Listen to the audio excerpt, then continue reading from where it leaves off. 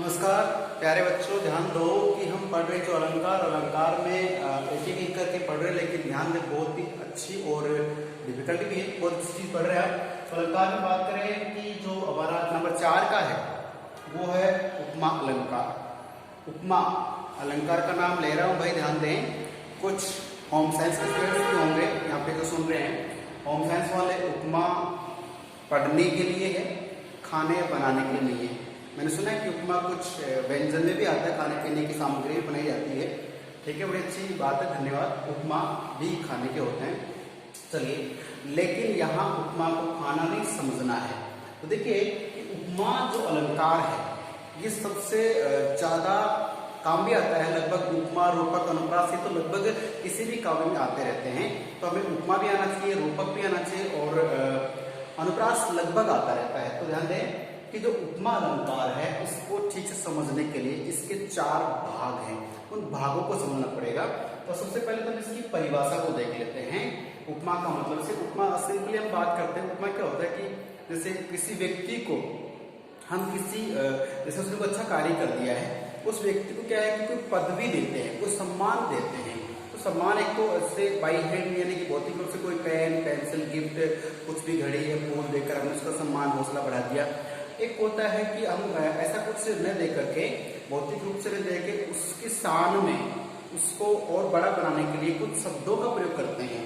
तो वो शब्दों को क्या कि जैसे किसी बड़ी वस्तु से उसकी समानता बताते हैं।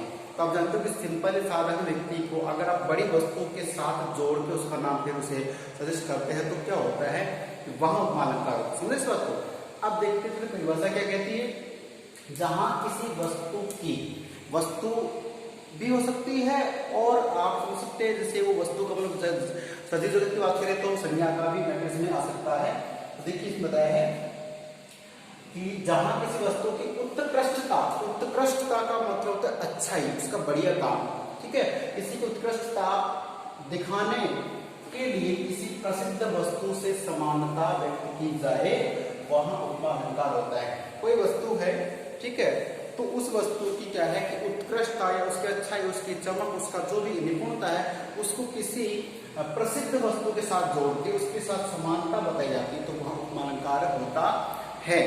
जैसे मान लीजिए कई बार बचपन में आपके जो मम्मियां हैं, माता पिता होते हैं, वो अपने बच्चों को लाडप्यार करते हैं कि हाय कितना सोना मुंडा है, कितनी सोनी कुड़ी, पंजाबी लोग बोलते हैं। फिर वैसे मान लीजिए कितना सोना, बहुत प्यारा बच्चा है, क्वीट बॉय है, मतलब स्वीट क्वीट जो भी बोलते हैं, वो चांद सा मुखड़ा है, ठीक है, और कितनी हिरनी सी चाल है। तो कहने का मतलब है कि किसी क्रिया को, किसी गुण को, किसी व्यक्ति की क्रिया गुण होते हैं, तो उस क्रिया को, गुण को, उस विशेषता को हम किसी बड़ी वस्तु से, बड़े या प्रस्तुत अर्थ से जोड़ के बताते हैं, वहां उपमा अलंकार हो जाता है। ठीक है, चलिए देखिए बात करें कि उपमा अलंकार में क्या होगा कि कोई साधारण व्यक्ति वस्तु हो सकता है, उसको प्रसिद्ध व्यक्ति वस्तु के साथ समानता स्थापित करते तो आप उपमा अलंकार। ठीक है, अब बात करते हैं कि उपमा अलंकार को समझने के लिए क्या है कि मुख्य जो बात करें, देखिए यहाँ पे एक एग्जाम्पल था, ये यहाँ से लेकर यहाँ तक परिभाषा, उसके सामने एक एग्जाम्पल है कि चंद्रमा सा कांति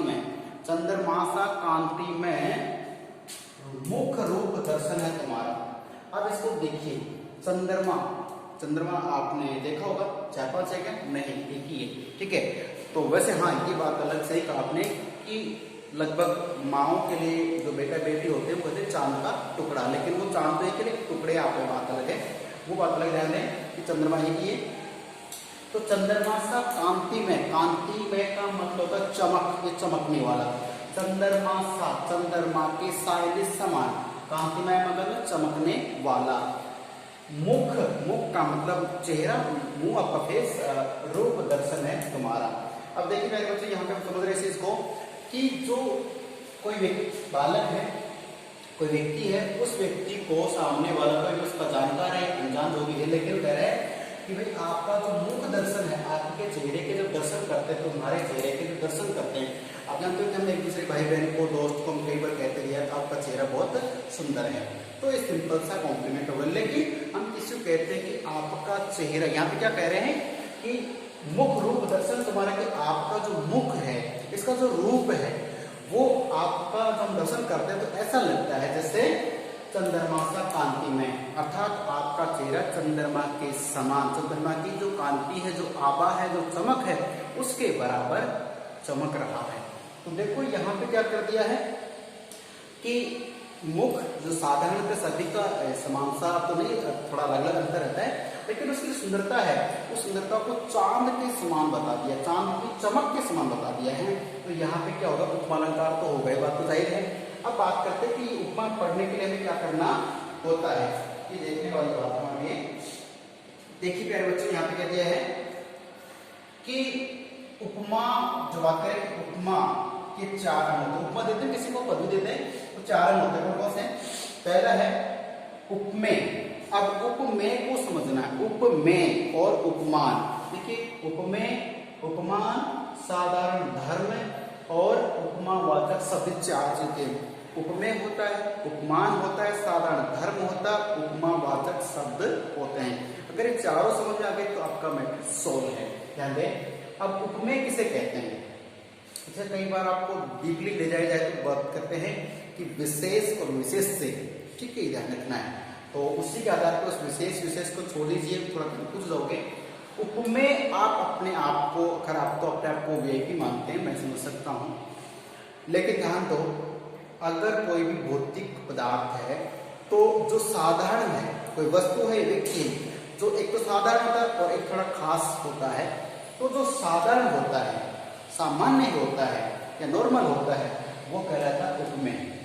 या इसका कहते हैं कि प्रस्तुत अर्थ, प्रस्तुत अर्थ यानी जो सामने है, साधारण है, वो सामने रहेगा, और वीआईपी है या वो तो अलग ही रहेगा ना। उदाहरण जो प्रस्तुत है हमारे सामने, या जो साधारण व्यक्ति वस्तु है, वो तो उपमेय होता है।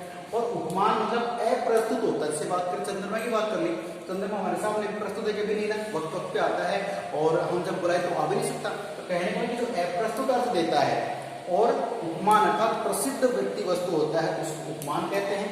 अब बात करते हैं कि साधारण धर्म, तो साधारण धर्म का मतलब होता है कि उपमेय और उपमान में जो समान चीज है, मैंने क्या बोला, समान गुण हो या क्रिया हो, ठीक है। तो उपमेय और उपमान में, उपमेय तो साधारण यानी कि मैं एक साधारण व्यक्ति हूं, तो मैं अपने आप में क्या हो गया, उपमेय हो गया। प्रस्तुत मैंने आपको दिख रहा हूं, आपके लिए काम कर रहा हूं, तो प्रस्तुत अर्थ में आ रहा हूं, साधारण व्यक्ति हूं। अब बात करो कि इसी व्यक्ति की किसी बड़ी व्यक्ति वस्तु से क्या करते हैं, हम समानता करते हैं, तो वो उपमान हो जाएगा, ठीक है। और फिर जो दोनों में समान चीज है, वो क्या हो जाएगा, समान गुण हो जाएगा, उसे साधारण धर्म कहते हैं। तो इसको पहचानना पड़ता हमारे को। तो वो क्या हो सकता है, इन दोनों का कोई गुण भी हो सकता है, या फिर दोनों कोई क्रिया या काम हो सकता है। अब चौथा पॉइंट बचता हमारे लिए उपमावाचक शब्द। इसी से पता चलता है कि इसमें उपमा अलंकार के आजकल के बच्चे शॉर्टकट को अपनाते हैं, तो उसके लिए ये जगह काम की रहती है। लेकिन बेटा शॉर्टकट किसी सफलता को प्राप्त करने में ना नुकसान दे देती, इसलिए पूरा पढ़ना चाहिए।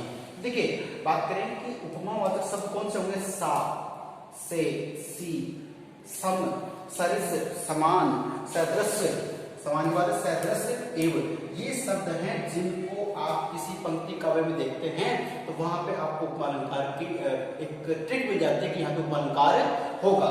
तो देखिए सा, से, सी, सम, सरिस, समान, सदृश, एवं, ठीक है। एवं शब्द यानी के जैसा, सदृश यानी के बराबर, समान यानी दोनों समान है, सरिस उसके जैसा, सम समान, सी उसके जैसी, से उनके जैसे, और सा उनके जैसा, बात वही है। तो बात करें कि सा, सी, से, ये सारे शब्दावली आएंगे, ये उपमावाचक शब्द होते हैं, इनसे उपमा दी जाती है। जैसे देखिए एग्जांपल में सोच रहे हैं इस चीज को, ये कह रखा था कि चंद्रमा सा, तो ये जो सा है ये क्या है भाई, ये हमारा है उपमावाचक शब्द कि चंद्रमा के जैसा। और कांति में क्या है, साधारण धर्म। चंद्रमा भी क्या करता है, चमकता है, कांति है, आभा है, चमक है।